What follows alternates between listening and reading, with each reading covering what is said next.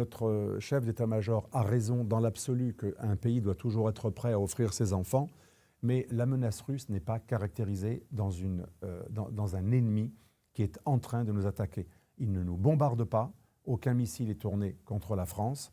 La Russie non seulement dit qu'elle n'a aucun intérêt à attaquer la France, mais elle dit régulièrement, y compris avec sa porte-parole Maria Zakharova, régulièrement la Russie rappelle qu'elle n'a aucun intérêt, aucune intention d'attaquer un pays de l'OTAN. Alors on nous dit, oui mais ils peuvent très bien mentir, bien sûr, c'est vrai qu'ils avaient dit qu'ils n'attaqueraient pas l'Ukraine, ils l'ont attaqué, mais est-ce que ça veut dire que ce serait plausible qu'ils attaquent l'OTAN? Se mettre à dos l'OTAN, ce qui obligerait les pays de l'OTAN à monter en conflictualité, bien sûr, ce ne serait pas un conflit généralisé, ce serait probablement un conflit qui pourrait se situer essentiellement sur le terrain ukrainien. Est-ce que la Russie a intérêt à ce que les rapports de force changent en Ukraine en provoquant un pays de l'OTAN pour faire peur et en attaquant les pays baltes et il y aurait une destruction de la flotte russe en mer Noire? L'OTAN a la capacité de détruire la flotte russe en mer Noire en quelques heures ou en 1 ou 2 jours.